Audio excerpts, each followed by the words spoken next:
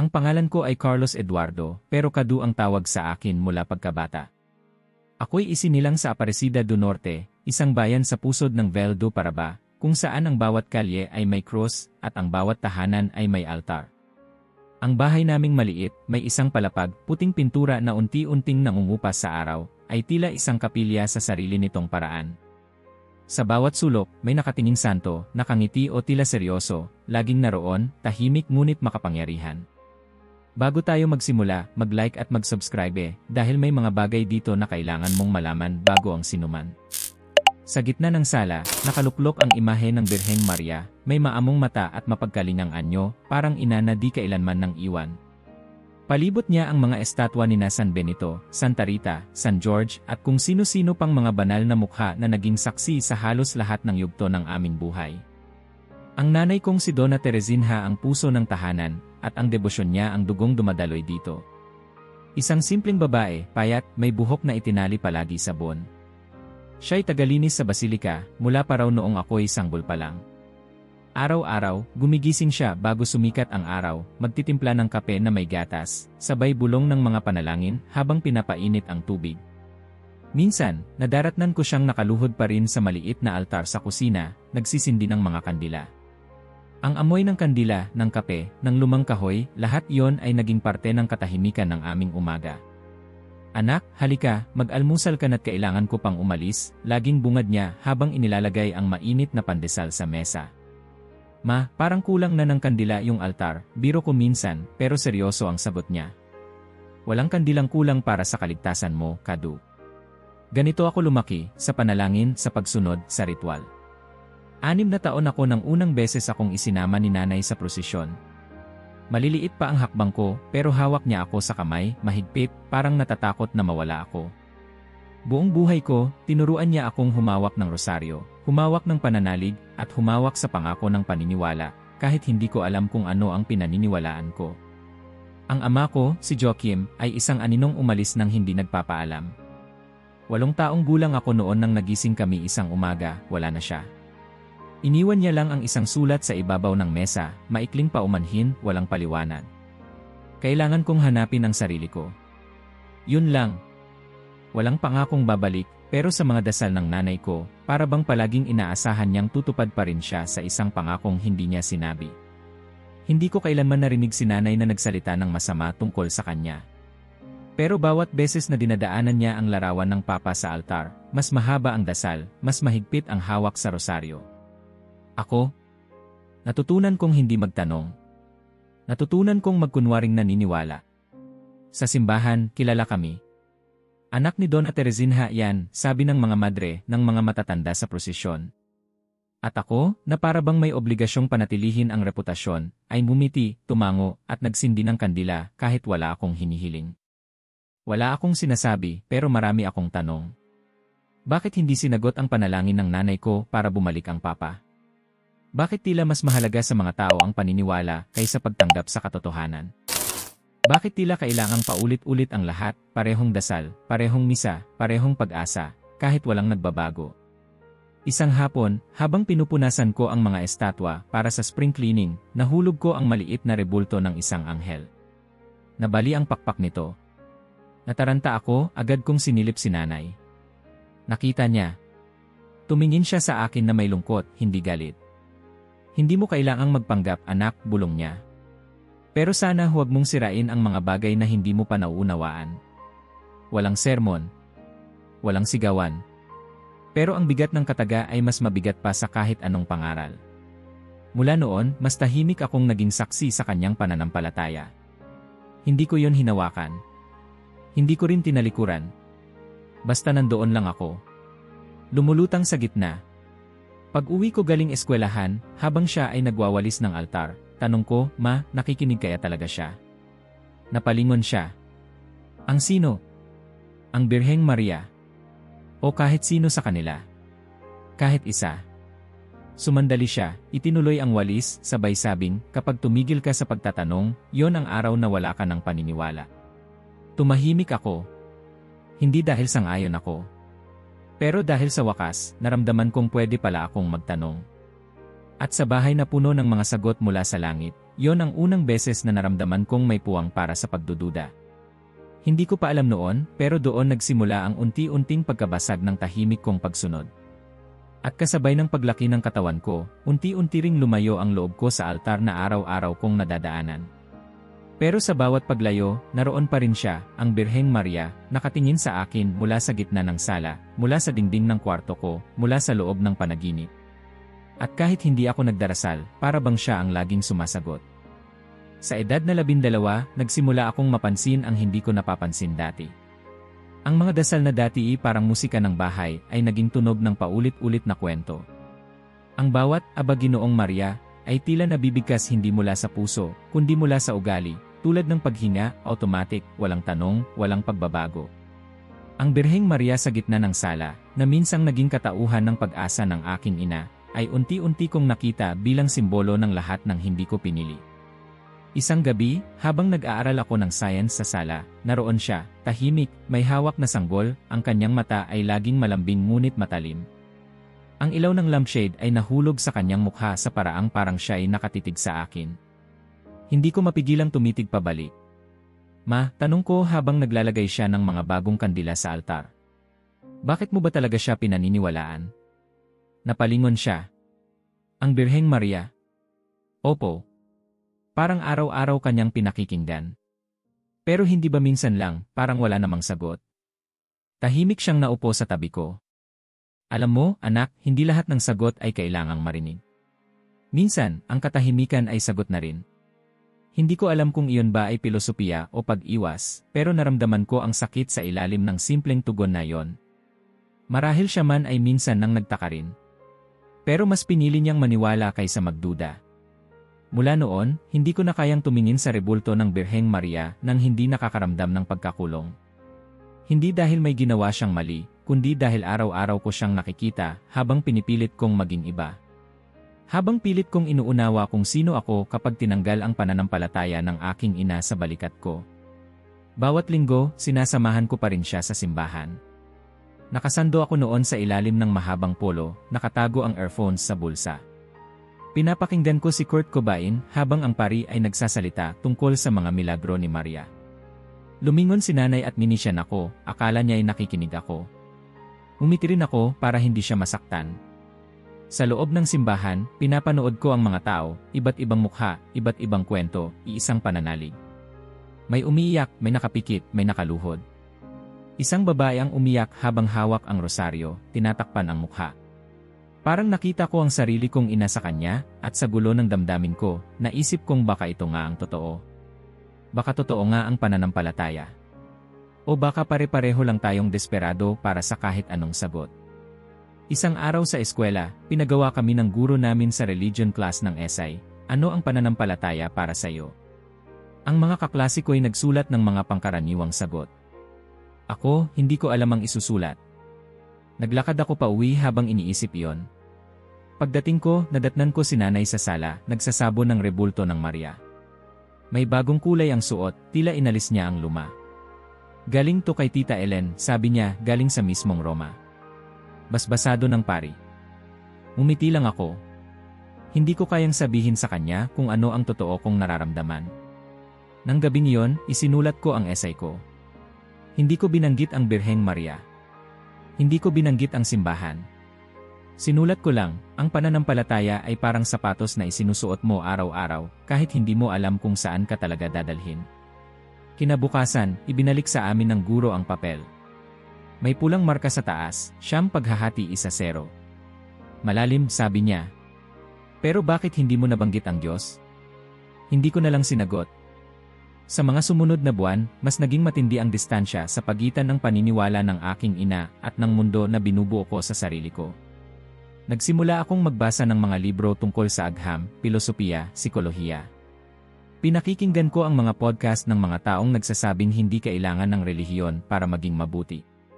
Tuwing gabi, habang si nanay ay nasa altar, ako ay nasa kama, may hawak na librong may pamagat na The Illusion of Belief. Pero kahit anong pilit ko, kahit anong layo ang takbo ng utak ko, hindi ko mabura ang itsura ng rebultong iyon, palaging naroon. Isang paalala. Isang tanong. Isang pader.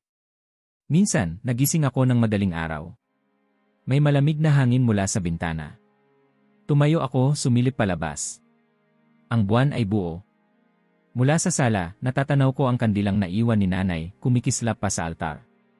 At sa gitna ng liwanag, naroon siya, ang Birheng Maria. Nakatingin sa akin. Parang may sinasabi. Hindi ako tumingin pabalik. Bumalik ako sa kama at nagtakip ng kumot. Parang bata. Parang natatakot. Hindi sa estatwa. Kundi sa kung anong nararamdaman ko na hindi ko maipaliwanag. Doon ko napagtanto, ang rebulto ng Birheng Maria ay hindi lang basta imahen sa bahay. Isa siyang simbolo ng lahat ng bagay na ayaw ko pero hindi ko matakasan. Ang pananampalataya ng aking ina ay parang aninong sumusunod sa akin kahit saan. At ako, ang anak ng pangako, ang tanging alaala ng isang pamilya na muntik ng mabuo, ngunit hindi kailanman naging buo. Nagsimula akong mangarap ng ibang mundo. Isang mundong walang kandila, walang rebulto, walang panalangin. Isang mundong ako ang may hawak ng direksyon. Pero sa bawat pagsubok na kalasin ang tali ng nakaraan, mas lalong humihigpit ang pagkakatali. Ang Birheng Ina, ang laging naroon sa gitna ng bahay, ay naging aninong hindi ko maitulak palabas ng kwarto ko. At kahit na gusto ko siyang talikuran, hindi ko rin kayang talikuran si nanay. Dahil sa bawat panalangin niya, pangalan ko ang binibigkas niya. Ako ang anak ng kanyang pananampalataya. At sa bawat araw na lumilipas, hindi ko na alam kung ako pa ba si Kadu, o kung ako na lang ang panata ng isang inang ayaw sumuko. Ako'y 20 taong gulang nang unang beses kong naramdaman na hawak ko ang manibela ng sarili kong buhay. Pagkatapos ng ilang buwang paglalako ng resume at paglalakad sa ilalim ng araw, tinawagan ako ng isang kumpanya sa Guaratinguet para sa posisyong technician. Walang dramatikong tagpo, isang simpleng tawag lang mula sa numerong hindi ko kilala, isang kalmadong boses na nagsabing, "Pwede ka bang pumasok sa Lunes?" Pagkababa ko ng telepono, tahimik akong pumasok sa kwarto, tumingin sa kisam, at saka lang bumuntong hininga. Ang una kong inisip ay si nanay. Ang pangalawa ay ang altar. At ang pangatlo ay ang katahimikan na marahil ay mahahanap ko kung sakaling malayo na ako. Sa hapunang iyon, hindi ko agad sinabi. Habang nagsasandok siya ng sinigang sa plato ko, tinanong niya, "Bakit ka parang hindi mapakali?" Umiling lang ako. Wala, pagod lang sa lakad. Alam kong alam niya na may iniisip ako, pero hindi niya napinilit. Kinabukasan ko sinabi, "Ma, natanggap ako sa trabaho." Sa Guaratinguet. Hindi siya agad nagsalita. Tumigil lang siya sa paglalagay ng bagong kandila sa altar. Tiningnan niya ako, hindi na may gulat, kundi may pag-unawa. Para bang matagal na niyang hinihintay ang sandaling iyon. "Kailan ang alis mo?" "Sa Lunes." "Kailangan ko na ring hanap ng matitirahan." Tumango siya. "Mabuti yan. Para masimulan mo na rin ang sarili mong landas." Ngunit nakita ko sa kanyang mga mata ang mabigat na pagtanggap. Hindi siya umiyak. Hindi rin ako. Pero sa pagitan naming dalawa, may katahimikang pun ng mga salitang hindi binigkas. Sa araw ng pag-alis, ginising ako ni nanay ng alas 5 ng umaga. May mainit na kape sa mesa, pandesal, at isang pirasong maliit na plastik na balot. Pagbukas ko, isang maliit na rebulto ng Birheng Maria ang laman. "Bitbitin mo lang. Hindi mo kailangang ilagay sa altar. Pero dalhin mo siya." Gusto kong tumanggi pero hindi ko magawa. Hindi dahil naniniwala ako, kundi dahil alam kong iyon ang paraan ng nanay kong sabihin, "Mahal kita." Tumango ako, isinilid ang rebulto sa bulsa ng backpack, at umalis. Ang Guaratinguet ay ibang mundo. Mas moderno, mas maingay, mas mabilis. Ang apartment na tinuluyan ko ay maliit pero sapat. May isang kwarto, maliit na banyo, at kitchenette. Walang altar. Walang kandila. Walang rebulto. Maliban sa isang bagay na tahimik na nakatago sa ilalim ng drawer, ang regalong hindi ko mabitawang tuluyang itapon. Ang trabaho sa kumpanya ay sistematiko at lohikal, eksaktong kabaligtaran ng kung paano ako lumaki. Ang mga problema ay may solusyon. Ang mga error ay may dahilan. Ang mga tanong ay may sagot. Kapag sinira ang sistema, hahanapin mo ang bug. Hindi mo kailangan ng dasal. Hindi mo kailangan ng milagro. Kailangan mo lang ng code, ng patience, at ng tamang linya sa manual. At doon, sa loob ng opisina, sa gitna ng mga kable at server, doon ko unang naramdaman ang uri ng kontrol na hindi ko pa naranasan. Walang sinuman sa trabaho ang nagtatanong tungkol sa pananampalataya. Walang nag-aanyaya ng misa, walang nag-aalay ng dasal bago mag-launch. Ang mga usapan ay tungkol sa project deadlines, software updates, at minsan, kung saan masarap kumain ng burger. Isang tanghali, habang nagkakape kami ni Robrio, isa sa mga senior techs, tinanong niya ako, "Kadu, taga-Aparecida ka raw?" Sagot ko, grabe yung mga tao doon sa simbahan, no? Para bang buong buhay nila pinaikot sa milagro." Tumawa siya. "No offense, ha? Wala yon," sagot ko sabay lagok ng kape. Ganyan talaga doon. Pero sa loob ko may kunting kurot. Hindi dahil na-offend ako, kundi dahil sa simpleng paraan ng pag-usisa niya, napagtanto ko kung gaano na ako kalayo sa pinanggalingan ko. Lumipas ang mga linggo. Napuno ng overtime, debugging, at mga gabing tahimik sa maliit kong apartment. Minsan, nakatingin ako sa kisame habang may tunog ng ulan sa bubong, iniisip kung anong ginagawa ni nanay. Tinitignan niya pa rin kaya ang rebulto gabi-gabi. Inaalala niya pa kaya ako sa dasal niya. Pero hindi ako tumatawag. Hindi rin siya. Para bang may silent agreement kami na ang distansya ay hindi lang pisikal kundi espiritual na rin. Sa unang buwan, isinantabi ko ang rebulto sa drawer. Sa pangalawa, nilipat ko sa ilalim ng lababo. Hindi ko siya tinitingnan. Hindi rin ako lumalapit. Pero hindi ko rin may tapon. Isang gabi, habang nagkakaproblema ako sa isang client database, nawala ang kuryente sa buong building. Umilaw ang red emergency lights, at ang silence ay bumalot sa lugar. Walang computer, walang tunog, walang init ng screen. Sa kadiliman, sa sarili kong lamesa, bigla kong naisip ang altar sa bahay. Ang amoy ng kandila. Ang dasal ni nanay. Ang rebulto sa sala.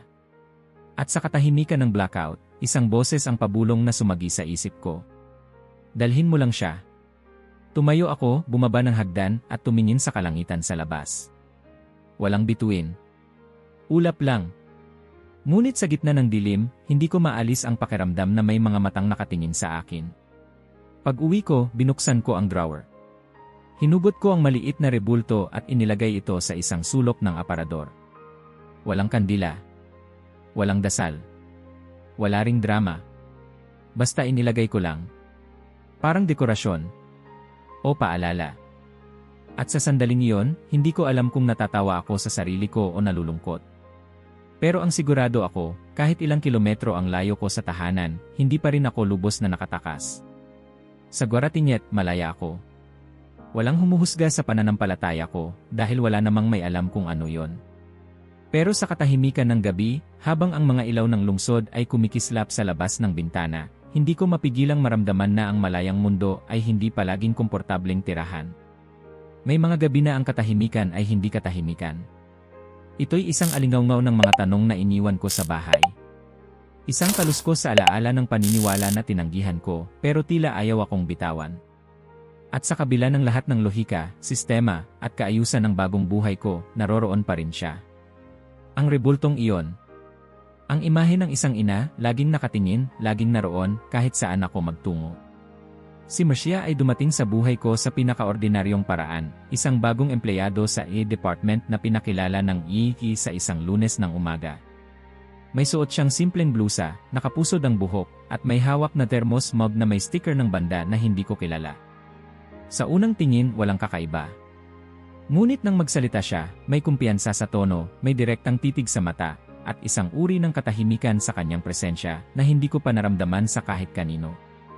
Ay! So Marcia. So Paulo, pero may acostumer pido como interior, sabi niya, sabay abot ng kamay. Matigas ang grip. Walang alinlangan. Kadu, sagot ko. Taga-Aparecida. Ay! Terra dos Milagres, biro niya. Pero hindi sarcastic. Parang totoo. Nagsimula ang lahat sa mga team meetings, coffee breaks, shared tasks. Nagsasalitan kami sa pagdebug ng mga system errors, nagtutulungan sa mga deadline. Pero ang mas matagal naming oras ay sa mga usapan sa labas ng trabaho, mga usapang hindi kailanman umaabot sa mga santo o panalangin. No akredito nada, sabi niya minsan habang kumakain kami sa lanchonete sa kanto. Mas akredito na pesos. Tumango ako. Ganon din ako. Halos. Halos, may mga bagay lang na hindi mo basta-basta natatanggal. Kahit pa gusto mo. Hindi niya na tinanong kung ano. At doon ko nakita kung bakit naging magaan ang lahat sa kanya, wala siyang intensyong baguhin ako. Pagkaraan ng ilang linggo, naging routine ang pagsasama namin. Isang gabi, nagkayayaang manood ng pelikula. Wala naman talagang label pero malinaw ang direksyon. Naging mas madalas ang text sa labas ng trabaho. Hanggang sa isang araw, habang pauwi kami, tinanong niya ako sa gitna ng katahimikan sa kotse. Kadu, galit ka ba sa relihiyon? Matagal bago ako sumagot. Hindi galit. Siguro pagod. Pagod sa pananampalataya. Pagod sa dami ng inaasahan. Pagod sa pakiramdam na hindi ka pwedeng magtanong. Tumango siya. Pareho tayo. Ako, pinalaki sa kolehiyo ng madre. Pero nang natutunan kong mag-isip, wala nang bumalik. Napangiti ako. At hindi ka natatakot. Hindi. Dahil kung totoo siya, hindi naman siguro masama ang maghanap ng sagot. Simula noon, mas lumalim ang koneksyon naming dalawa. Hindi kami kailangang magpaliwanag ng sarili sa isa't isa. Walang tanong kung nagsisimba ba ako, kung nagsisindi pa ako ng kandila, o kung may dasal pa sa dulo ng gabi. Sa halip, may mga tanong tungkol sa plano, sa career, sa mga libro, sa mga lugar na gusto naming puntahan. Parang sa wakas, nakalabas ako sa mundo kung saan laging may altar sa likod ng bawat kwento. Sa loob ng kanyang apartment, walang kahit anong simbolo ng pananampalataya. Mga halaman, mga painting ng lungsod, mga libro tungkol sa marketing, feminism, neuroscience. Wala ni isang rosaryo. At doon ako unang nakaramdam ng laya. Parang pwede akong huminga ng buo. Kadu, sabi niya isang gabi habang naghuhugas kami ng pinggan, nakikita ko sa iyo yung urge na putulin ang lahat ng koneksyon sa nakaraan. Pero kailangan mo ba talagang gawin yon para maging ikaw? Napatingin ako sa kanya. Hindi mo kailangang sunugin lahat para makalaya, dagdag niya. Minsan, sapat na ang hindi na bumalik. Iyon ang isa sa mga gabing hindi ko malilimutan. Dahil doon ko na-realize na si Marcia ay hindi lang kasama sa bagong buhay ko, siya ang salamin kung saan nakikita ko kung sino ang gusto kong maging. Isang linggo matapos ang gabing iyon, niyaya ko siyang sumama sa apartment ko. Wala itong espesyal. Wala akong inihandang kahit ano. Pero pagkaupo niya sa maliit kong sofa, unang tinanong niya, "Wala ka bang altar dito?" Umiling ako. Meron akong iniwang alaala. Tumayo ako, binuksan ang drawer sa ilalim ng aparador, at ipinakita sa kanya ang maliit na rebulto ng Birheng Maria. Galing kay nanay, sabi ko. Hindi ko pa rin maitapon. Tiningnan niya ito, may lambing sa mata, walang panghuhusga. Hindi mo kailangang itapon, sabi niya. Pero hindi mo rin kailangang sambahin. Pwede lang siyang manatili dyan kung yon ang kailangan mo. At sa sinabi niyang iyon, parang gumaan ang dibdib ko. Parang pinayagan akong yakapin ang bahagi ng sarili ko na hindi ko na kailangang itanggi. Hindi ko kailangang maniwala ulit. Hindi ko kailangang bumalik. Kailangan ko lang maging totoo. Sa mga sumunod na linggo, naging mas regular ang pagdalaw niya. Minsan ay siya na ang nagluluto. Minsan ako. Minsan tahimik lang kami, pareho sa sariling laptop, ngunit magkalapit. Walang usapan tungkol sa pananampalataya. Pero sa katahimikan, may uri ng pag-unawa. Sa isang Sabado ng umaga, habang pinapanood naming maluto ang kape, bumulong siya. Gusto ko ng ganitong buhay. Tahimik, simple, totoo. Tumingin ako sa kanya. Ako rin. Pero sa isip ko, alam kong hindi pa ako lubos na tahimik. Dahil sa kabila ng lahat ng ito, sa bagong apartment, sa bagong relasyon, sa bagong routine, nandoon pa rin ang rebulto sa drawer. At gabi-gabi bago matulog, hindi ko ito sinasadyang tinitingnan. Para bang may parte pa rin sa akin na hindi ganap na lumaya. Para bang kahit gaano ko pa ilapit si Marcia sa puso ko, may maliit na tinig pa rin mula sa nakaraan na bumubulong sa dilim. At iyon ang ayaw kong marinig. Sa maraming bagay na naisip ko nang gawin habang nasa Guaratinguet, isa sa mga pinakamatagal kong iniiwasan ay ang pag-uwi kay nanay ng may kasamang iba. Lalo na si Marcia. Hindi dahil ikinahihiya ko siya o ikinahihiya ko si nanay, kundi dahil alam kong pag nagsama ang dalawang mundong iyon, walang makakalabas ng hindi gasgas. Pero isang hapon, habang magkayakap kami ni Marcia sa sofa, tinanong niya ako, "Kadu, hindi mo pa ako ipinapakilala sa nanay mo? Hindi mo pa ako nadadala sa bahay niyo?" Huminga ako ng malalim. Hindi pa kasi ako sigurado kung okay lang sa'yo. Anong ibig mong sabihin? Magkaibang mundo kayo, Marcia. At hindi ako sigurado kung gusto kong magsalpukan yung dalawang mundong yon. Ngumiti siya, may bahagyang sundot ng pag-aalalang tinatago sa likod ng tapang. Kadu, ako yung kasama mo ngayon. Kung hindi ako handang makilala ang pinanggalingan mo, para saan pa to? 1 linggo lang ang lumipas at heto na kami, nasa bus, papuntang Aparecida. Mahigpit ang hawak ni Marcia sa strap ng bag niya. Ako naman, hindi mapakali sa upuan. Bawat kilometro palapit sa bahay, parang may hinihigpit ang tali sa dibdib ko. Pagkababa namin, binati kami ng init ng araw, amoy ng kandila, at tanaw ang tor ng basilika sa di kalayuan. Para akong bumalik sa pagkabata sa isang hakbang. Ang tahimik ng lugar, komento ni Marcia. Parang may inaabangang himala. Napatawa ako ng mahina. Baka nga. Pagkarating sa bahay, bumungad agad si nanay sa pintuan. May suot siyang bestidang puti na may bordang ginintuan. Maayos ang buhok at may ngiting pilit sa kanyang mukha. Nang makita si Marcia, bahagya siyang napatigil, saka lumapit at nagmano si Marcia. Magandang hapon po, Donna Teresinha, sabi ni Marcia, malumanay.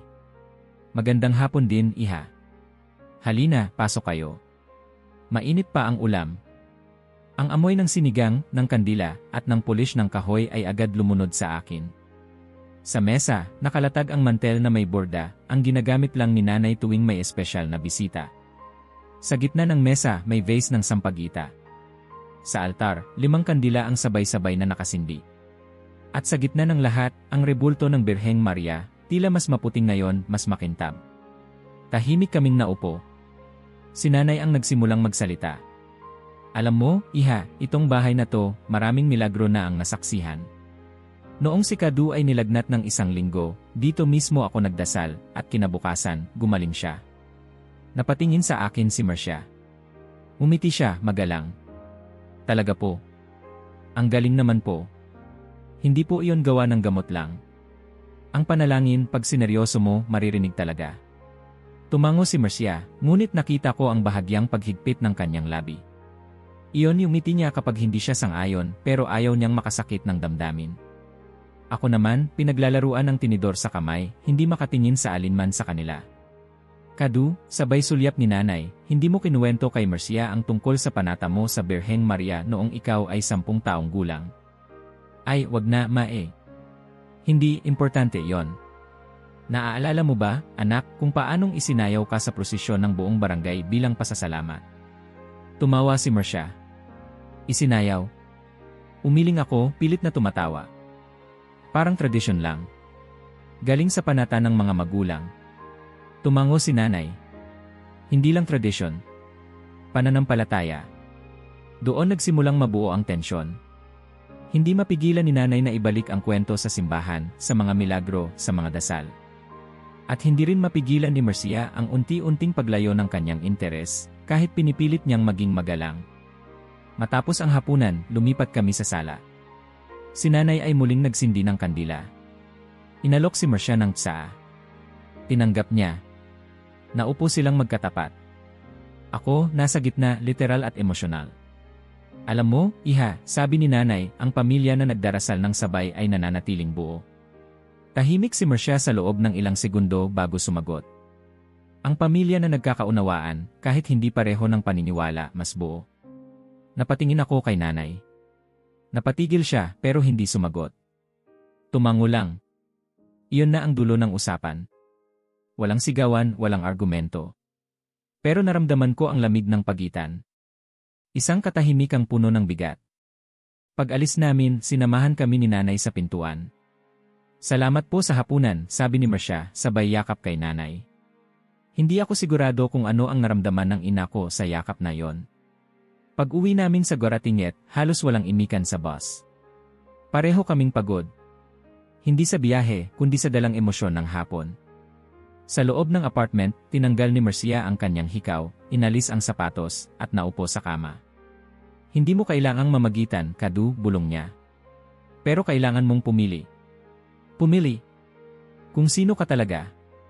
Hindi kung kaninong inaasahan ang susundin mo. Hindi ako sumagot. Dahil sa totoo lang, hindi ko pa rin alam ang sagot. Sa gabing iyon, bago matulog, binuksan ko ang drawer. Tiningnan ko ang rebulto ng Birheng Maria. At sa kauna-unahang pagkakataon, hindi ko alam kung nakatingin siya sa akin ng may awa o may tanong. Sa mga araw na sumunod matapos ang pagdalaw sa bahay ni nanay, naging tahimik si Marcia. Hindi malamig. Hindi malayo. Tahimik lang. Ako naman, parang hinahabol ng sariling pag-isip sa bawat segundo ng araw. Sa trabaho, habang nag-aayos ng system errors, ang utak ko'y umiikot sa imahe ng hapunan, sa altar, sa bawat tanong na hindi sinagot. Tuwing umuwi ako sa apartment, diretso ako sa drawer. Tinitingnan ang maliit na rebulto ng Birheng Maria na noon pa man ay tahimik lang namumuhay sa loob ng kahon na parang kabaong. Isang gabi, habang iniinit ko ang natirang adobo, narinig ko si Marcia na bumuntong hininga mula sa sala. "Kadu," sabi niya, dahan-dahan, "hindi ako kalaban ng pananampalataya mo. Alam ko. Pero pag hindi mo nilinaw sa sarili mo kung ano ang lugar ng mga bagay na yon sa buhay mo, dadalhin mo iyang bigat kahit saan tayo mapunta." Umupo ako sa tabi niya. Tumango. Pero hindi ako nagsalita. Walang sigawan sa pagitan namin. Wala ring iyakan. Pero may pader. Isang hindi matibay pero lumalapad na espasyo sa gitna namin. At sa gitna ng espasyong iyon, naroon siya, ang rebulto, na tila tahimik na tagamasid, parang siyang dahilan, pero hindi rin. Sa ikatlong gabi, nagising ako ng madaling araw. Hindi dahil sa ingay, kundi dahil sa isang uri ng presensya. Parang may nanonood. Dumilat ako. Madilim ang silid, maliban sa liwanag mula sa post sa labas na sumisilip sa mga blinds. Nilingon ko ang drawer. Hindi ito bukas. Pero parang naririnig ko ang isang katahimikan na may laman. Hindi lang simpleng walang tunog. Isang uri ng katahimikan na nanlalamig na parang may hinihintay. At doon ko alam, hindi ko na kayang ipagpatuloy pa ito. Kinabukasan, hindi ako pumasok sa trabaho. Nagpaalam ako kay Marcia na may inaasikaso lang. Hindi siya nagtanong. Nagkatinginan lang kami. Tumango siya. Umalis ako dala ang maliit na plastik na lalagyan ng rebulto. Sa ilalim ng singko ito itinago sa loob ng halos 3 buwan. Ngayon, hawak ko na ito at parang may bigat itong hindi proporsyonal sa sukat nito. Naglakad ako papunta sa likod ng building. Sa likod bahay ng kompleks na halos walang gumagamit. May isang puno roon, jabuticaba, malapit sa bakod, at may lupaing bahagyang basa mula sa ulan kagabi. Lumuhod ako sa damuhan. Tinanggal ang takip ng plastik. Nasa harapan ko ngayon ang rebulto ng Birheng Maria na ibinigay ni nanay noong ako'y paalis ng bahay. Malinis pa rin ito. Maputla ang kulay, may kaunting gasgas sa base, pero buo. Tahimik. Walang galaw. Pero ngayon, para bang lahat ng tanong sa loob ko ay pinagsama-sama sa anyo niya. Pasensya na, bulong ko, hindi ko alam kung para kanino. Sa kanya? Kay nanay? Sa sarili ko? Kumuha ako ng asarol mula sa sulok ng bakod, matagal ko nang nakita iyon roon, iniwan ng maintenance. Sinimulan kong hukayin ang lupa. Mabagal, mabigat. Bawat hukay ay may tunog. Bawat pag-angat ng lupa ay may bigat na hindi lang pisikal. Parang bahagi ng sarili ko ang inaalis. Nang sapat na ang lalim, inilagay ko ang rebulto sa butas. Hindi ko siya tiningnan nang ilagay ko siya roon. Ayokong makita ang mukha niya. Ayokong makita kung anong ekspresyon ang iniisip kong naroroon. Tinakpan ko ng lupa. Maingat. Dahan-dahan. Idiniin ko ang ibabaw. Inayos ang damo sa itaas. Tumingin ako sa paligid. Wala namang nakakakita. Pero ang dibdib ko ay kumakabog. Sa mga pelikula, kapag ganito ang eksena, may ulan. May kidlat. May dramatic music. Pero dito, wala. Tahimik. Maaliwalas ang langit. Ang hangin ay hindi malamig. Walang kahit anong himala. Pero sa loob ko, parang may nabiyak. Umuwi ako sa apartment. Pumasok ako, dumiretso sa banyo. Naghugas ng kamay. Tiningnan ang sarili sa salamin. Wala akong nakita. Hindi dahil walang refleksyon, kundi dahil hindi ko makita kung sino ako. Wala sa mukha ko ang sagot. Wala sa mata ko ang kapayapaan na inakala kong mararamdaman ko matapos ang ginawa ko. Paglabas ko, naroon si Marcia sa sala, nagbabasa ng email. Tumingin siya sa akin, saglit. Okay ka lang? Sagot ko, sabay upo. Hindi niya ako tinanong kung saan ako galing. Hindi ko rin sinabi. Pero naramdaman kong alam niya. Habang naghahain siya ng hapunan, ako'y nananatiling tahimik. Hindi ko alam kung bakit, pero nang tikman ko ang sinangad na ginawa niya, parang wala akong nalasahan. Nang gabi ring iyon, habang nakahiga ako, tumingin ako sa drawer. Wala na roon ang rebulto. Bakante ang espasyo. Pero para bang mas mabigat ang drawer kaysa dati. Para bang may naiwan pa rin. Hindi ako agad nakatulog. Sa dilim, narinig ko ang mahina at regular na paghinga ni Marcia sa tabi ko. Sa labas, may tahol ng aso. Sa kisame, ang mahinang ugong ng hangin sa butas ng bentilador. At sa gitna ng lahat ng ito, naroon ang katahimikan. Hindi kapayapaan. Kundi katahimikan na parang may nawawala. Hindi ko alam kung ginawa ko ang tama. Pero sa sandaling iyon, alam kong hindi ko na pwedeng bawiin ang ginawa ko. At hindi ako sigurado kung may bahagi pa ako na gustong bumawi. Sa unang 2 araw matapos kong ibaon ang rebulto ng Birheng Maria, tahimik lang ang lahat. Walang kidlat. Walang bangungot. Walang mahika. Isang uri ng katahimikang halos nakaka-relax, tulad ng matapos mong bitbitin ang isang bagay ng matagal, tapos bigla mong naibaba. Pero pagsapit ng 3 araw, nagsimula ang mga maliliit na bagay. Nagising akong bas ang likod ng t-shirt ko. Hindi dahil sa init, aircon ang kwarto, malamig. Wala ring bangungot, pero parang pagod ang buong katawan ko, para bang may kinaharap akong hindi ko maalala. Pagpasok sa trabaho, ilang beses akong nagkamali sa coding. Mali ang linya, kulang ang bracket, may syntax error na hindi ko mahanap-hanap. Ang mas nakakainis, simple lang dapat yon, mga task na dati routine ko na. Pero nang araw na yon, parang sablay lahat. Kadu, okay ka lang ba? Tanong ni Robrio habang pinapakita ang bug sa monitor. Medyo puyat lang, sagot ko, sabay ngiti, pero alam kong hindi ka panipaniwala ang tono ng boses ko. Pag-uwi ko, naroon si Marcia sa sala, nag-aayos ng mga papeles. Tahimik siyang tumingin sa akin. Hindi siya nagsalita. Ako na ang unang bumasag. May pinagdadaanan ka ba? Tanong ko, pilit na magaan ang tono. Tanong ko dapat yan sa'yo, sagot niya, hindi tumatawa. Simula nung isang araw, parang may iba sa'yo. Umupo ako sa tabi niya. Marami lang iniisip. Ganyan ka dati, pero ngayon parang may layo. Hindi ko may paliwanag. Tahimik ka pa rin, pero hindi na yung dating tahimik. Parang may pader. Hindi ako nakasagot agad. Tumingin ako sa mga papel niya, parang naghahanap ng ibang usapan. Pero wala. May kailangan ka bang sabihin? Tanong niya ulit. Wala, sagot ko. Siguro pagod lang talaga. At kahit ako mismo, hindi ko alam kung bakit hindi ko masabi sa kanya. Hindi ko alam kung dahil ba nahihiya ako o dahil ba kapag sinabi ko, mas totoo pa itong maramdaman. Sa gabi, habang natutulog si Marcia, ako'y nakatitig sa kisame. Sa loob ng kwarto, madilim. Pero sa dilim, parang may ibang anyo ang mga anino. Hindi ako gumalaw. Hindi ako natulog. Hindi dahil sa takot. Kundi dahil sa isang bagay na hindi ko maipangalan. Parang hindi mo alam kung sino ang nawawala, pero nararamdaman mong may nawala. Kinabukasan, nahulog ang cellphone ko mula sa mesa, nabasag ang screen. Sinabayan ito ng email mula sa client na nagsasabing may mali raw sa patch na pinasa ko. Hindi ko matandaan kung kailan huling nangyari yon sa akin.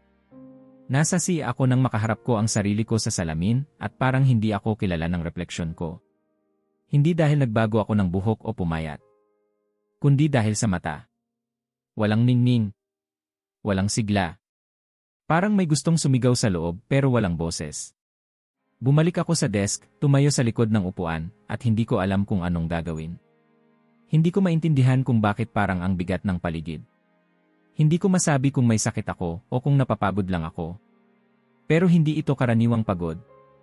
Minsan, habang naglalakad sa daan pauwi, may babaeng tumingin sa akin, matandang nakaupo sa tabi ng simbahan. Tiningnan lang niya ako. Walang salita. Pero sa tingin niya, para bang may alam siyang hindi ko pa alam. Napalingon ako at biglang kumirot ang ulo ko. Isang matalim, mabilis na saksak ng sakit sa sentido. Napahawak ako sa post ng ilaw. Bumalik sa normal pagkatapos ng ilang segundo. Pero hindi ko makalimutan ang mukha ng matanda. Hindi ko rin alam kung totoo ba siyang nakita ko. Pagdating sa apartment, tinanggal ko agad ang sapatos. Tumingin si Marcia mula sa kusina. Hindi ka pa rin okay, sabi niya. Hindi tanong. Pahayag. Umiling ako. Kailangan ko lang siguro ng pahinga. Kadubi.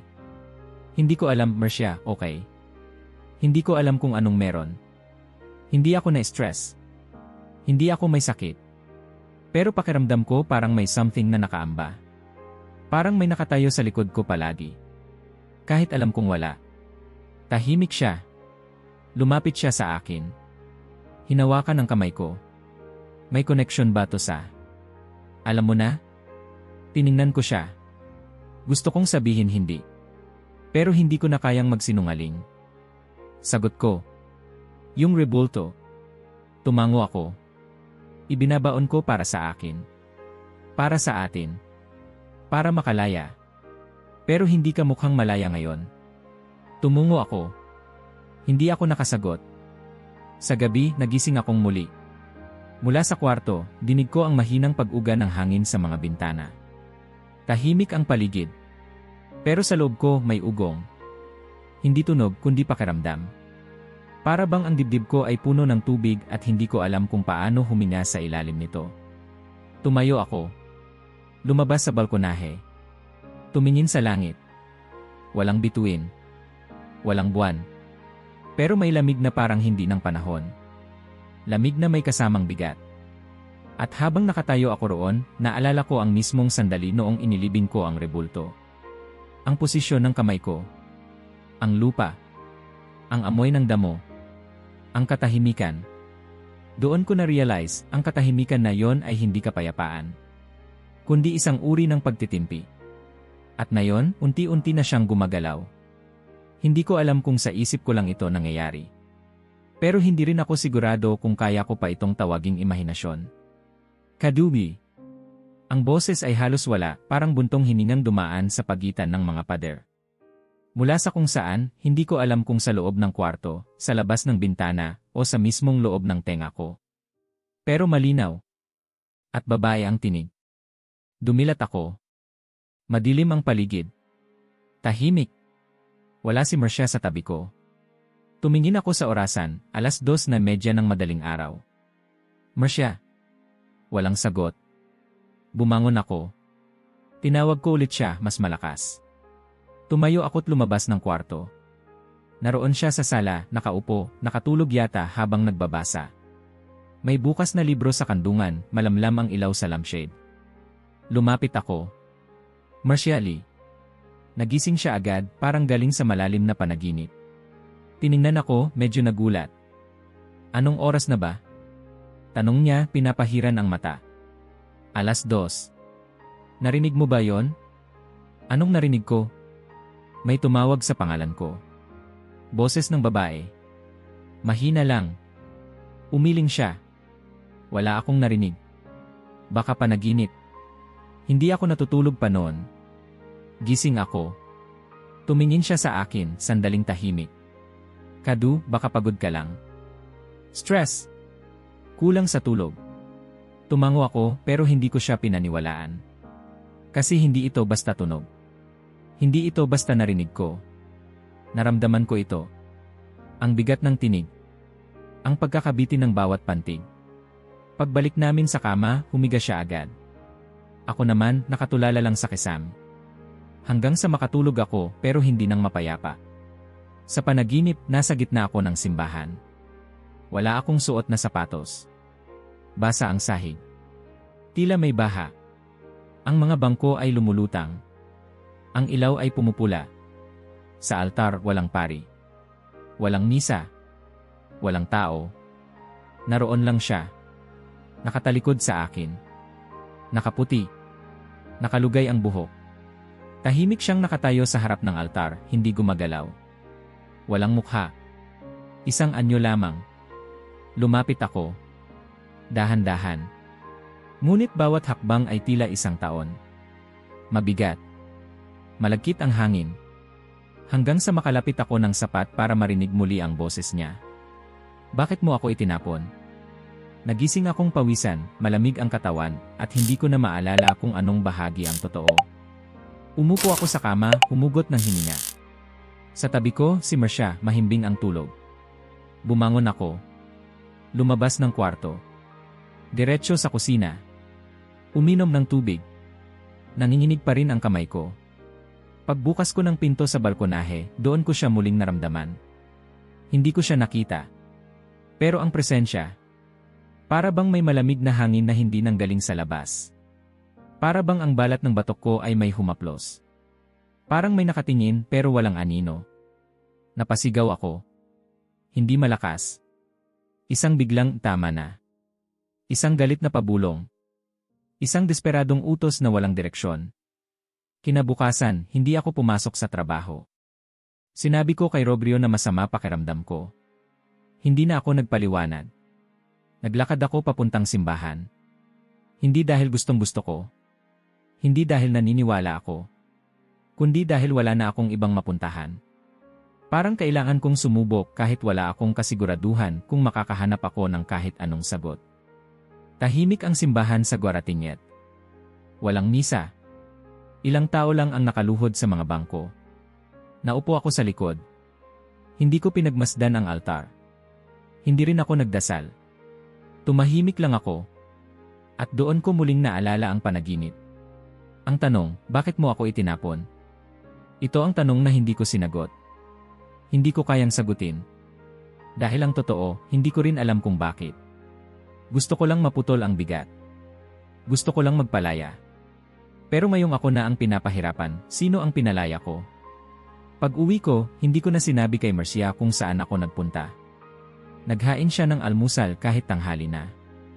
Gusto mong magpahinga buong araw? Tumango ako. May gusto ka bang ikwento? Umiling ako. Hindi pa. Baka mamaya. Umiti siya, may lambing, pero ramdam ko, may tanong sa mata niya. Alam kong hindi ko ito matatago habang buhay. Pero sa ngayon, kailangan ko munang ayusin ang loob ko. Pagbalik ko sa kwarto, habang inaayos ang kama, may napansin akong kakaiba sa ilalim ng unan. Isang bulaklak. Puting bulaklak. Basa pa ang tangkay. Wala naman kaming tanim na ganito. Wala ring pumasok sa bahay. Dinampot ko ito. Wala namang kakaiba sa itsura. Pero alam kong hindi ito dapat naroon. Nilagay ko sa baso sa tabi ng bintana. At habang tinitignan ko ang baso, para bang may pahiwatig ang katahimikan. Hindi ito banta. Hindi rin ito awa. Isang paalala lang. Narito pa rin ako. At habang sinusubukan kong takasan ang nakaraan, siya naman ay humahakbang palapit, hindi para manakot. Kundi para ipaalala na hindi lahat ng bagay ay kayang ibaon ng hindi sumisibol muli. Nagsimula ito sa tindera ng tinapay sa kanto. Araw-araw akong bumibili roon ng pandesal bago pumasok, pareho ang order ko, pareho ang supli, pareho ang ngiti niya. Pero isang umaga, habang inaabot niya ang paper bag, huminto siya saglit, tinitigan ako, at sabay sabing, "Alam mo, anak, may mga bagay na hindi mo kailangang unawain para tanggapin." Hindi siya umiti pagkatapos. Hindi rin siya tumingin sa mata ko. Binitiwan lang niya ang tinapay at muling tumalikod. Hindi ko yon pinansin noong una. Akala ko baka may kausap siyang iba. O baka napagkamalan niya akong ibang tao. Pero sa sumunod na araw, may sumunod na senyales. Habang nag-aayos ako ng cable sa opisina ng isang client, isang matandang lalaki ang naupo sa lobby. May hawak siyang maliit na itim na rosaryo. Habang naglalakad ako paalis, tinawag niya ako. "Iho, sandali." Lumingon ako. Alam mo ba kung saan ako makakabili ng imahe ng Birheng Maria dito sa Guar? Napakamot ako ng ulo. Hindi po ako sigurado. Tumango siya, tapos mumiti. Sa puso, Hijo. Sa puso ka hahanap. Doon siya unang darating. Umalis akong parang may pinisil sa dibdib ko. Dahil hindi niya alam ang pangalan ko, pero tinawag niya akong Hijo. At hindi niya alam kung anong nangyayari sa loob ko, pero tama ang puntirya niya. Pagbalik ko sa apartment, ibinahagi ko kay Marcia ang kwento. Tumawa siya ng mahina. "Baka naman napaparanoid ka na. Alam mo, pag may guilt tayo, lahat ng bagay parang may kahulugan. Umiling ako. Hindi lang guilt, Marcia. Hindi ko alam kung anong tawag. Pero hindi ito basta hiya. Hindi ito dahil may nagawa akong masama. Parang may humahabol. Hinihingi mo ba yung kapatawaran niya? Hindi ko alam kung gusto ko pa. Pero parang hindi na ako makatanggi. Sa mga araw na sumunod, dumami pa ang mga kakaibang tagpo. Isang batang babae sa jeep na nakatitig sa akin, habang may hawak na maliit na figurine, hindi ko nakita ng malinaw, pero tila ito'y may hugis ng isang babaeng may balabal. Habang bumababa ako, sumigaw siya sa ina niya, "Mama, yung lalaking yon, umiiyak ang mata kahit hindi siya umiiyak." Naglakad ako ng mabilis. Hindi ako lumingon. May isang tambay sa kanto, lasing, habang nakaupo sa bangketa, na bigla akong tinuro sabay sigaw ng, "Huwag mo siyang ibaon, bro." Hindi siya kailangang baonin. Wala akong suot na kakaiba. Wala akong sinasabi. Pero ang mga tao, tila may sinasabi silang hindi nila alam na sinasabi.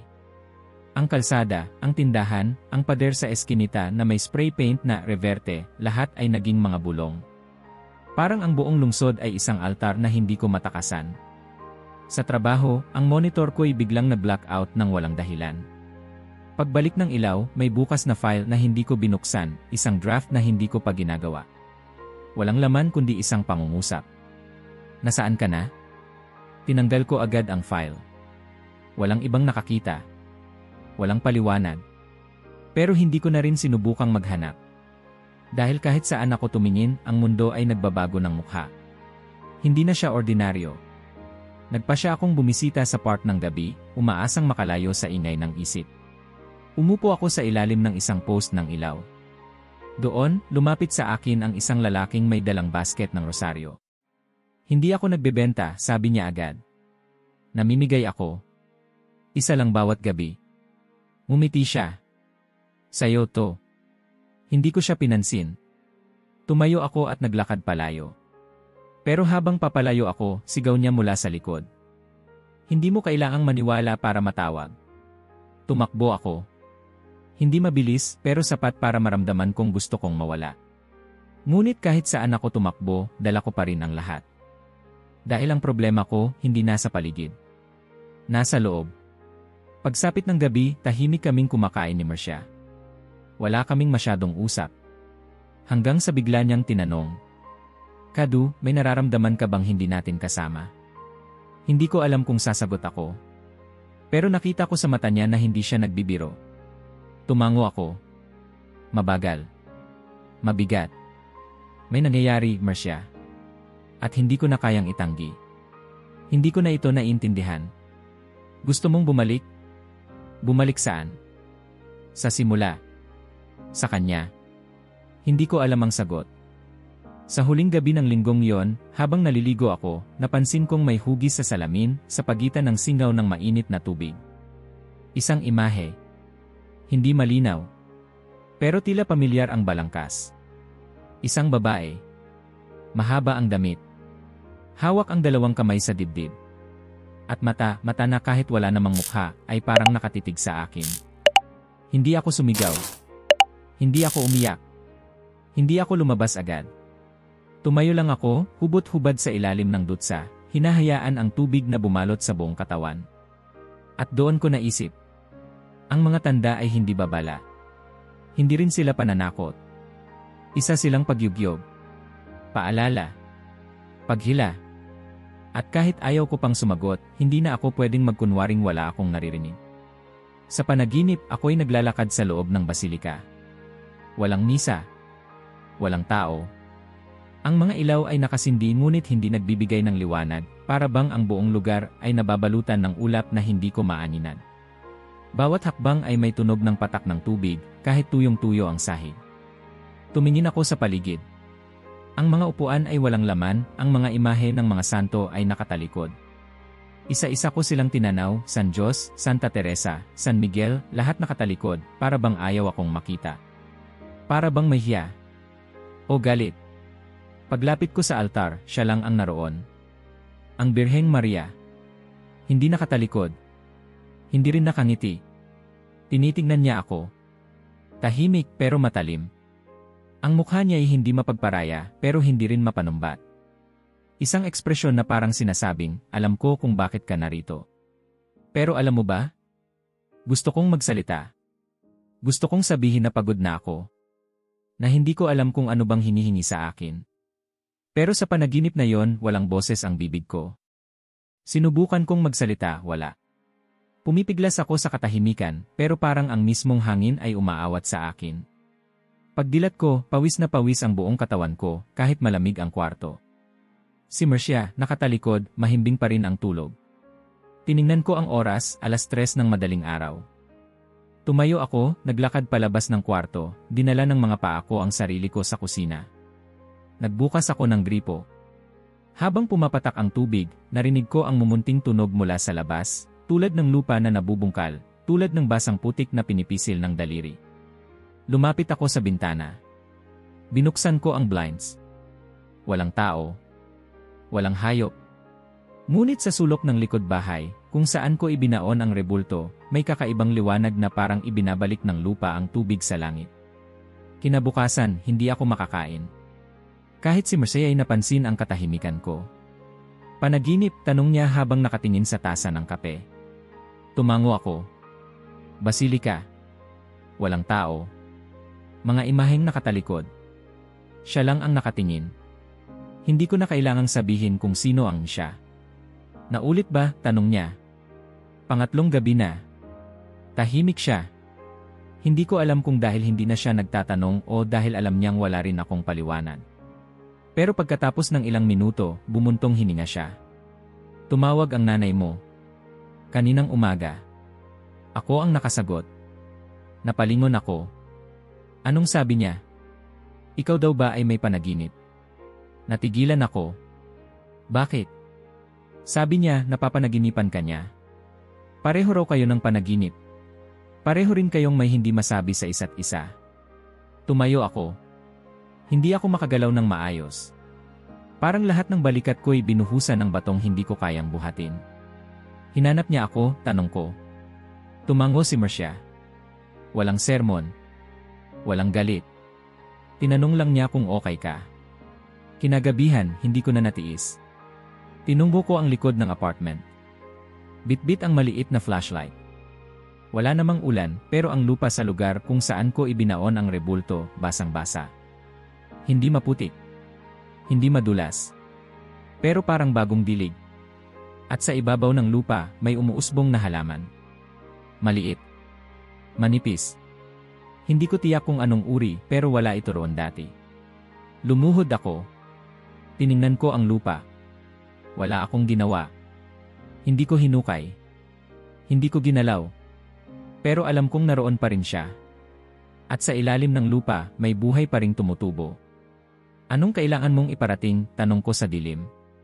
Walang sagot. Walang tunog. Pero mula sa dibdib ko, may gumapang na init na parang apoy sa ilalim ng balat. Hindi masakit, pero hindi rin komportable. Pagbalik ko sa loob, may tawag si nanay sa telepono. Hindi ko sana sasagutin, pero pinindot ko rin ang berde. Tumunog ang huni. Pagkaangat ko, walang tanong, walang bati. Isang linya lang ang sinabi niya. Kadu, hindi ka niya sinusundan para parusahan ka. Hindi siya ganoon. Napaupo ako. Hindi ko malaman kung saan nanggaling ang bigat sa lalamunan ko. Nanay napanaginipan kita ulit kagabi. Mag-isa ka sa simbahan. Umiiyak ka, pero wala kang tinig. Nilapitan kita, pero hindi mo ako nakita. Pero siya, nakita ka niya. Siya. Ang mahal na ina. Nakatingin siya sa'yo, anak. Hindi sa akin. Sa'yo. At may hawak siyang bulaklak. Hindi ko nasagot. Tahimik lang akong nakikinig. Ngunit sa loob ko, parang may binubuksan siyang matagal ko ng sinarang pinto. Anak, sabi ni nanay, mahina, hindi ka pinipilit. Inaanyayahan ka lang. At minsan, pag tinanggihan mo ng sobra-sobra ang paanyaya, ang katahimikan ay lumalakas. Tumulo ang luha sa mata ko. Hindi ko namalayan. Hindi ko rin pinigilan. Pasensya na, nay, bulong ko. Hindi mo kailangang humingi ng tawad sa akin. Ako ang ina mo. Kahit saan ka magpunta, ikaw pa rin ang anak ko. Pagkababa ng tawag, tumingin ako sa paligid ng sala. Lahat ng bagay ay parang tahimik na testigo, ang mesa, ang dingding, ang mga aklat, ang upuang walang laman. Lahat sila parang naghihintay. Ngunit sa likod ng lahat ng ito, sa ilalim ng basang lupa, sa gitna ng panaginip at alaala, naroon siya, hindi bilang banta, kundi bilang presensya. At marahil, oras na upang hindi ko na ituring ang katahimikan bilang wakas. Dahil kung pakikinggan ko ng mabuti, marahil ang mga panaginip ay hindi pa una ng katapusan, kundi paalala ng simula. Hindi ako nakatulog buong gabi. Mula pa nang bumaba ang tawag ni nanay, parang may malalim na alon na gumising sa loob ko. Hindi alon ng takot, hindi rin ng pagsisisi, kundi isang pagkilos mula sa kailaliman, tulad ng lupa na unti-unting bumibitak bago sumibol ang isang bagay. Nakaupo ako sa sala, dilat ang mata, tanga ng tasa ng kape na matagal nang lumamig. Sa harapan ko, si Marcia, mahimbing na natutulog sa sofa, nakapulupot ang kumot sa kalahati ng katawan. Gusto ko siyang gisingin, kausapin, yakapin. Pero hindi niya ang kailangan kong kausapin ngayong gabi. Ang katahimikan ay masyado nang malalim para sa salita. Lumabas ako sa balkonahe. Walang hangin. Walang ulan. Ang mga ilaw sa kalye tila mas malamlam kaysa dati. Doon ko naramdaman na wala na akong tinatakasan. Pagod na akong magpanggap. Pagbalik ko sa loob, hindi ako nagbukas ng ilaw. Naupo ako sa sahig ng sala, nakasandal sa dingding, tinitingnan ang isang sulok ng kwartong walang laman. Isang sulok na dati kong pinagtayuan ng panalangin noong bata pa ako, isang altar ng kartolina at dasal na sinulat ko sa kamay. Napapikit ako. At doon ko naramdaman. Isang palad. Dahan-dahan. Banayad. Mainit. Maingat. Isang kamay ang lumapat sa aking balikat. Hindi ko narinig ang yabag. Hindi ko naamoy ang presensya. Pero ang bigat ng pagpapatunay na hindi ako mag-isa, ay dumapo sa akin tulad ng ulan na matagal mo nang hinihintay, hindi para mabasa, kundi para malinis. Hindi ko agad binuksan ang mata. Hindi ako gumalaw. Hindi ko inusisa kung sino. Dahil sa puso ko, alam ko. Wala akong nakitang liwanag. Wala akong narinig na tinig. Ngunit ang dampi ng kamay na yon ay mas maingay kaysa sigaw. Mas mabigat kaysa paliwanag. Mas totoo kaysa alinmang panaginip. Nang lumipas ang ilang segundo o minuto, hindi ko na matandaan, bumukas ang mga mata ko. Wala na ang kamay. Wala ring tao. Pero ang balikat ko'y may init na hindi dala ng katawan ko. Isang natirang alaala ng haplos na hindi ko kayang burahin. Tumayo ako. Dahan-dahan. Hindi dahil natatakot, kundi dahil hindi ko na gustong takasan ang sandali. Hindi ko gustong wakasan agad ang tahimik na hiwaga. Pumasok ako sa kwarto. Hinanap ko ang lumang kahon sa ilalim ng drawer, ang kahon na dati kong pinaglagyan ng mga gamit na hindi ko na ginagalaw. Sa loob nito, mga lumang rosaryo, larawan ng binyag, isang punit na papel na may dasal ng ama namin sa sulat kamay ng isang batang kadu. At sa ilalim ng lahat, isang maliit na tela na balot ng amoy ng insenso. Sa loob ng telang iyon, nakasulat sa likod, para kay Carlos Eduardo, mula sa mahal na ina. Gamitin mo kung ikaw ay naliligaw. Binasa ko lang. Hindi ko naiyak. Hindi ko rin nasaktan ang sarili ko sa alaala. Tahimik lang akong naupo sa kama, hawak ang telang iyon. Ilang minuto pa ang lumipas, dumilat si Marcia. Nakita niya ako, nakaupo, hawak ang tela. Walang tanong sa mukha niya. Lumapit siya, naupo sa tabi ko, at nagsalita. May naramdaman ka, no? Tumango ako. Hindi ko alam kung paano ipapaliwanag ang isang gabing binasag ng isang haplos. Pero hindi ko na kailangang ipaliwanag. Hindi mo kailangang sagutin ako, dagdag niya. Pero kung pipiliin mong bumalik, kasama mo pa rin ako. Hindi ako bumabalik, sagot ko. Hindi rin ako umaalis. Sa tingin ko natatanggap ko lang na hindi ko na kailangang piliin ang isa para talikuran ang lahat. Ngumiti siya. Hinawakan niya ang kamay ko. Wala nang kailangan pang sabihin. Ngunit sa loob ko, may isang sigurado, sa unang pagkakataon, hindi na ako lumalaban. Hindi na ako nagtatanong kung ano ang totoo at ano ang katang isip. Hindi ko na kailangan ng paliwanag sa bawat piraso ng misteryo. Dahil minsan, sapat nang maramdaman mong may kamay na dumarampi sa'yo sa dilim, hindi para hilahin ka pabalik, kundi para sabihin. Narito lang ako. Kahit saan ka tumungo. Hindi ko sinabi kahit kanino. Wala kay Marcia, wala sa trabaho, wala kay nanay. Isang umagang tahimik, pinili kong lumabas ng hindi nagpaalam. Bitbit ang sarili ko, isang bote ng tubig, at ang desisyong matagal nang lumulutang sa paligid ko, ngayon ko lang lubusang hinawakan. Lumakad ako sa likod ng apartment complex. Iyon pa rin ang pamilyar na sulok. Tahimik. Walang tao. Ang puno ng jabutica ba, nangingitim ang mga bunga, tila mga mata ng alaala.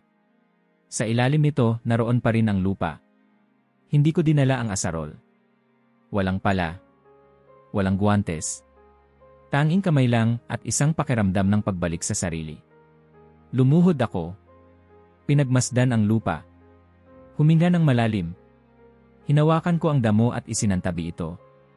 Pagpasok ng mga daliri ko sa lupa, may malamig na haplos na parang kumakapit pabalik. Parang sinasabing, sigurado ka ba? Hindi ako sumagot. Wala akong sinabi. Inilubog ko lang ang mga kamay ko at sinimulang hukayin. Hindi ako nagmadali. Hindi ko rin tinipid ang damdamin. Sa bawat dakot ng lupa, parang may tinatanggap akong bahagi ng sarili ko na matagal kong pinipigilan. Sa bawat hakbang ng pagbabalik, unti-unting natutunaw ang kung anumang pader na itinayo ko noon sa pagitan ko at ng kung ano ang hindi ko maipaliwanag. Mga ilang minuto pa, tinamaan ng daliri ko ang isang matigas na bagay. Maingat ko itong hinukay. Binunot ko, dahan-dahan, na parabang sanggol ang binubuhat. Nakita ko siyang muli. Ang Birheng Maria. Buo pa rin. Medyo nadumihan, may bakas ng lupa sa mukha, ang puting damit niya ay tila nalangisan ng mundo. Ngunit naroon pa rin ang mukha, ang parehong tingin. Tahimik. Walang galit. Walang parusa. Isang pagtanaw na kay tagal kong iniwasan. Isang presensya na buong akala ko'y bumabalot sa akin ng takot, pero ngayong kaharap ko na siya, natanto kong ang kinatatakutan ko pala ay ang sarili kong kahinaan. Hawak siya sa kamay ko, doon mismo sa gitna ng basang lupa, napahikbi ako. Unay pigil. Isang hikbing pilit nilulunok. Pero hindi ko na kinaya. Sa gitna ng liwanag ng umaga, sa harap ng walang taong mundo, bumagsak ang lahat ng pagpilit kong maging matatag. Umiyak ako. Hindi iyak ng pagkatalo. Hindi rin iyak ng paghingi ng tawad. Iyak na parang may bumukas na pinto sa dibdib ko at hinayaan ko nang lumabas ang lahat, ang galit, ang hiya, ang pangamba, ang pagod, ang tanong, at ang hindi masabing paniniwala na andoon pa rin pala, tahimik lang. Ni hindi ko pinahid ang luha. Hindi ko inalis ang putik sa kamay. Hinawakan ko lang siya, buong buo, habang ang dibdib ko'y dumadagundong, hindi sa takot, kundi sa pagtanggap. Ito pala ang pagbabalik, bulong ko sa loob. Hindi ang pagsuko sa paniniwalang hindi ko na kayang tanggapin, kundi ang pagbubuka sa posibilidad na hindi ko kailangang maunawaan ang lahat para umibig muli sa presensya. Hindi ko agad ibinalik sa altar. Hindi ko rin muling isinara sa drawer. Ipinunas ko lang ang dumi mula sa mukha niya gamit ang laylayan ng shirt ko, dahan-dahan, may galang, gaya ng pag-aalaga ng isang anak sa inang matagal niyang iniwasan. Tumayo ako. Ibinulsa ang rebulto, inilapit sa dibdib. Sa paglalakad pa uwi, may liwanag sa bawat hakbang. Hindi ito liwanag ng langit. Wala ring musika. Wala ring bulaklak na biglang sumibol. Pero sa bawat hakbang, parang may tinatanggal na bigat sa likod ko. Pagdating ko sa apartment, nadatnan ko si Marcia sa kusina, naghahanda ng kape. Napalingon siya nang marinig akong pumasok. Nakita niya agad ang putik sa kamay ko, ang basang damit, ang mata kong namumugto. Tumingin siya sa akin. Tumingin ako sa kanya. Hindi ako nagsalita. Ibinunot ko ang rebulto mula sa bulsa. Ipinakita ko sa kanya. Walang sermon. Walang paliwanag. Walang dramang walang silbi. Tumango lang siya. Ngumiti. At sa ngiting iyon, alam kong kahit anong paniniwala meron kami, pareho naming nauunawaan, hindi ko kailangang iwan ang nakaraan para maging buo. Hindi ko kailangang ideni ang mga ugat ko para maging malaya. Ang tunay na kalayaan, minsan, ay nangyayari kapag hinaharap mo ang mga bagay na akala mo'y tapos na at sinasabi mong, narito pa rin ako. At tanggap na kita. Tumawag ako kay nanay na parang bumalik ako sa 16. Walang plano. Walang tamang oras. Basta tumipa lang ako ng numero at pinakinggan ang pagring, parang umaasa na sana, kahit ngayon lang, siya ang maunang magsalita. At siya nga. Anak? Parang luhang pinigil ng matagal ang agad na tumulo sa mata ko. Isa lang ang salitang yon pero bumukas ang lahat. Naisagot ko mahina, bitin at puno. Uwi ka ba? Wala nang tanungan pa. Walang sermon. Walang bakas ng ayan kasi. Tinanggap niya agad ang sandali, gaya ng palaging ginagawa ng mga inang marunong magmahal kahit hindi nila lubos na nauunawaan. Pagdating ko sa Aparecida, hapon na. Maaliwalas ang langit. Mula sa terminal, naglakad ako pa uwi, hawak sa bag ang rebulto. Hindi ko ito itinago. Hindi ko rin ito isinugal na ipangalandakan. Basta nandoon lang siya, kasama ko, gaya ng dapat. Nang lumapit ako sa pinto, naroon si nanay, nakatayo sa may paso ng santan. Parang alam niyang darating ako sa oras na yon. Hindi siya nagulat. Parang hindi na rin siya nagtaka. Inisyan niya ako. Yung ngiti na hindi tanong, kundi pagtanggap. Magaan ka ng tignan, sabi niya. Hindi ko alam kung anong sasagot. Tumango lang ako. Tiningnan ko ang paligid, walang nagbago. Ang tela sa mesa, ang santo sa altar, ang dasal sa radyo, lahat nandoon pa rin. Pero sa loob ko, alam kong may nagbago na. Umupo kami sa sala. Dinala niya ako ng tubig. Walang merienda, walang pa-cake, walang pag-aalok ng pandesal gaya ng dati. Tanging presensya lang ang inalok niya. At iyon ang higit kong kailangan. Wala akong maibigay na paliwanag, bungad ko. Wala rin akong malinaw na sagot. Pero gusto ko lang sabihin na sorry. Tiningnan niya ako. Hindi agad sumagot. Tumayo siya, nilapitan ako, at inabot ang baso sa kamay ko.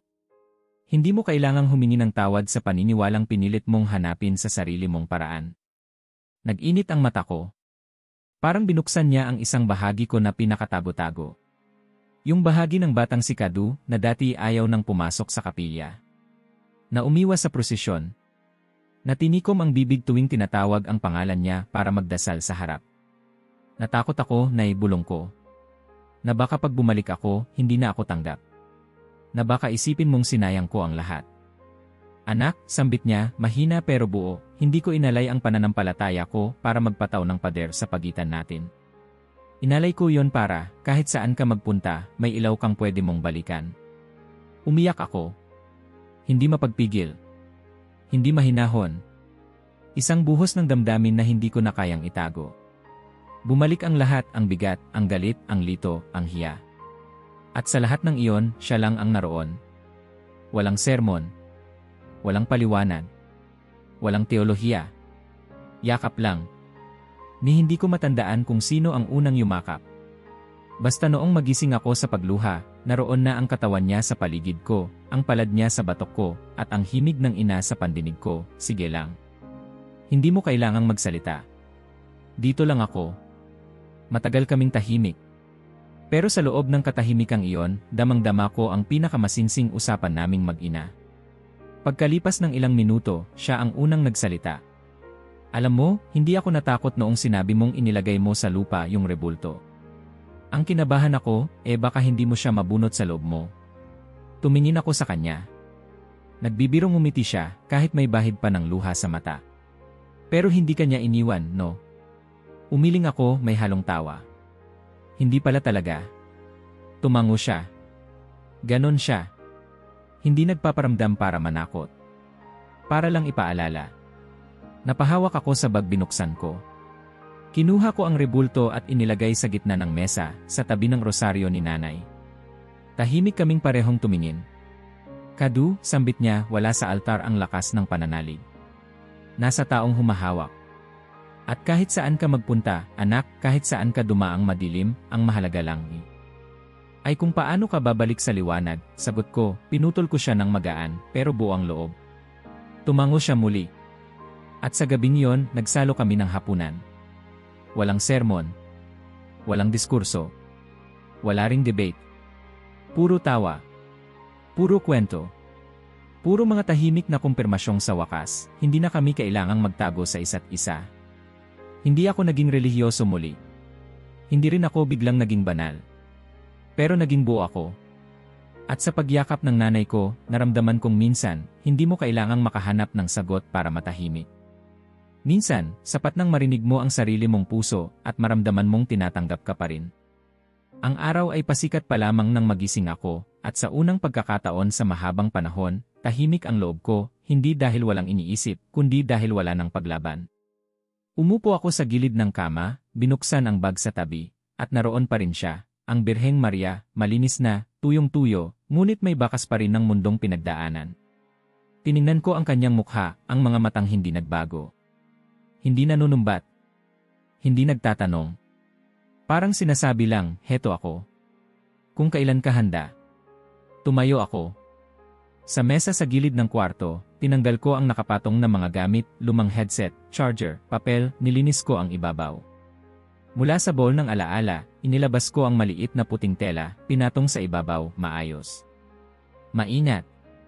At saka ko siya inilagay doon. Hindi bilang tanda ng pagsuko. Hindi rin bilang pagbabalik sa nakaraan. Kundi bilang pasya. Kumuha ako ng kandila, isa lang, maliit, simpleng puti, at sinindihan ko ito.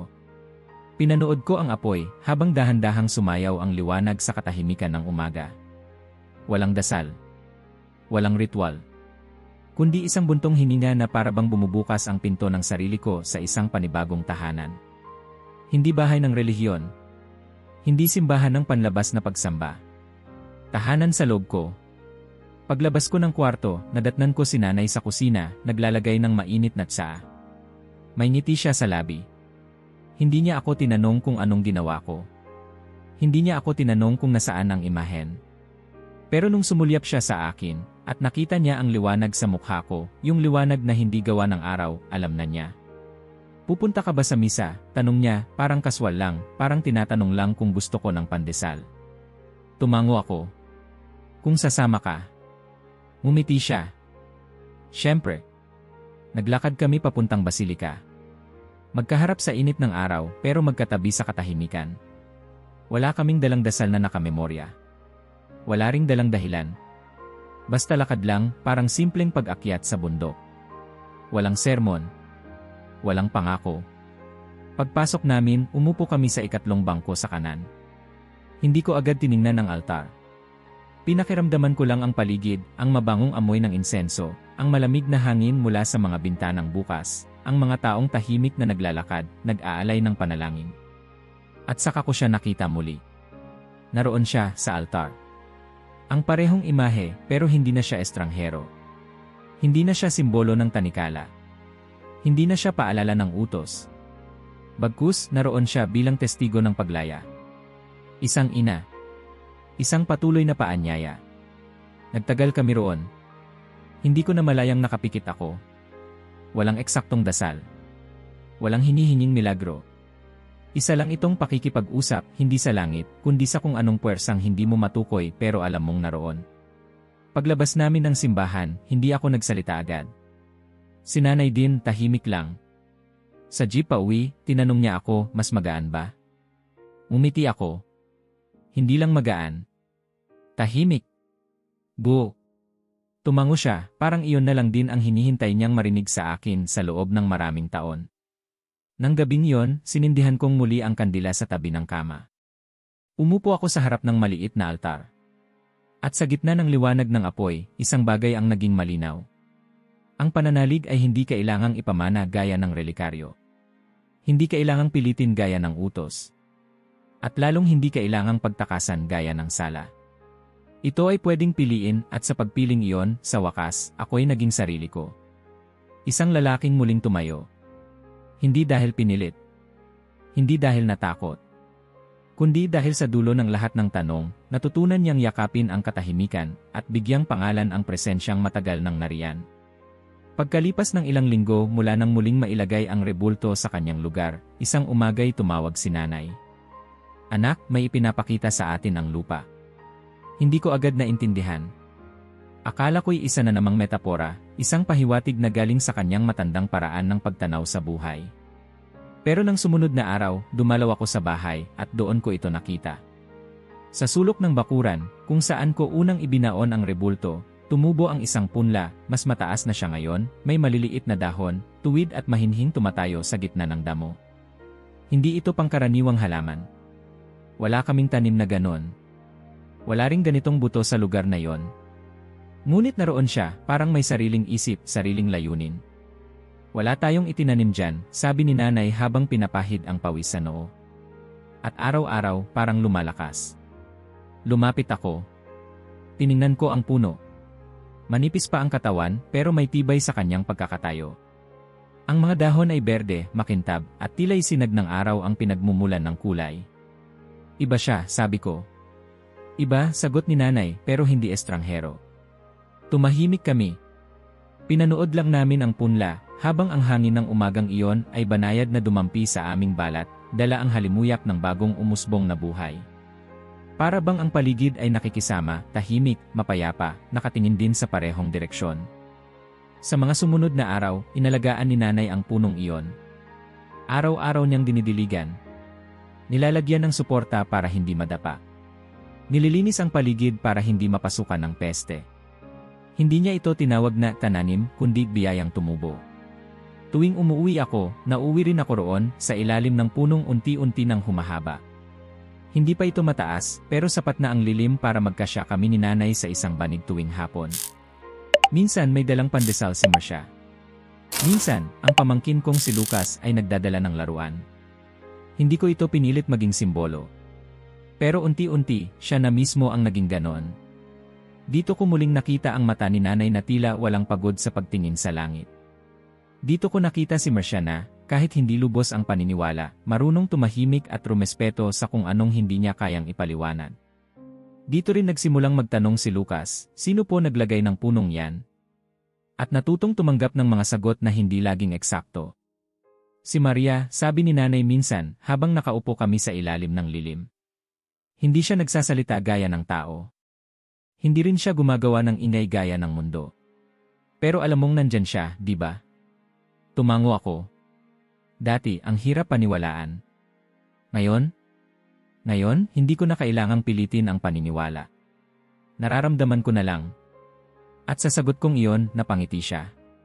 Yung ngiti na hindi dahil sa akin, kundi dahil sa kanya, sa presensya ng isang ina na hindi namin kailanman nakita ng harapan, pero ramdam naming pareho, gaya ng simoy ng hangin sa ilalim ng punong iyon.